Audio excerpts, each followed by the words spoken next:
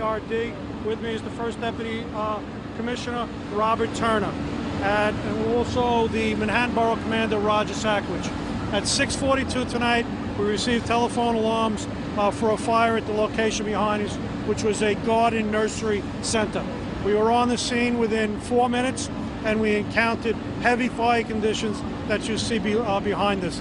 It also extended. We have damage to approximately 10 cars. We need to evacuate numerous buildings. Right now, the fire department operations still not under control. We are cooling the steel to make sure that the steel is not damaged. MTA engineers will make that assessment.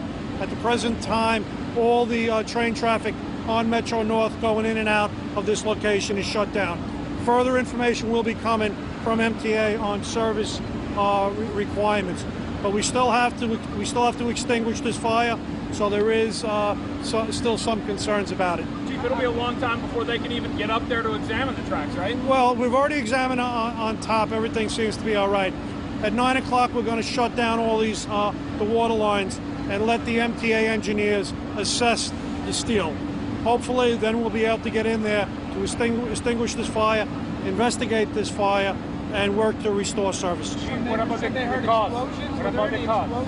Well, there was propane in there. There were also some of the bolts popped out of the steel. That gave the impression of explosions. So yes, there were explosions going off when we got here. That's got to be a hot fire to blow the bolts out of that steel. Yes, it is. It was very, very hot. What was it like for your guys? Well, this is what they do. They got in there. They contained the fire to this one area.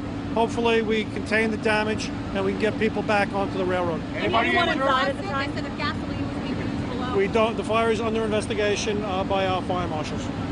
Chief, anybody inside at the garden center at the time? There were people at the garden center. We spoke to the owner of the garden center, and all of his employees have been accounted for. But that doesn't. We need to get in there to search to make sure that somehow somebody else wasn't in there. As soon as we'll be able to get in there, we'll get in there to do that. Injured? Right now, we have only one firefighter injured. He tripped and fell in the street. The garden center itself sustained damage, like on the street, or it's just the tree area? No, there was trailers in there. Everything in the garden center is entirely destroyed. There were two trailers in there, probably 40-foot construction trailers that were used by they are totally destroyed. Would those contain fertilizer or anything along those lines? Well, we have to get in there. In other words, that is one of our concerns. That's why we have our hazmat people on here. The fact that it was a garden nursery, we want to get in and check to see if there were any hazardous materials that are normally associated with a garden center. But there was propane as far as you know. There was definitely propane in there. Chief, a witness told me he saw sparks coming down from the train trellis that lit the trees in the garden center on fire. Have you hearing that? I did not hear that, but all that information will be investigated by our fire marshals. Were there any evacuations at all?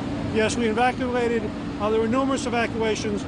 The buildings on both sides of the street from 117 to 118 on the east and west side of Park Avenue were evacuated. Chief, anything particularly complicated about knocking this down? Well, there was a very heavy fire conditions, so and it's underneath the L. So it was a difficult fire. It was a large fire, a large amount of fire on the line. Chief, a lot of the residents have likened this to the explosion a couple of years ago. What was this like coming in, with your team? Well, I was the incident commander of the explosion 2 years ago, so I'm kind of familiar with these two blocks. It was a fire. It was a big fire. We're prepared to handle fires like that. We're the best in the world at doing that.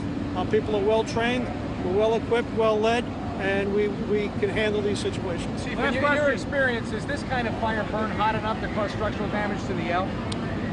Any fire can damage steel. That's why we look to protect the steel right away with that. But steel can get damaged fairly easy. But how much damage and how it'll affect the trains, we'll leave up to the MTA engineers. Thank you, Chief. Thank you.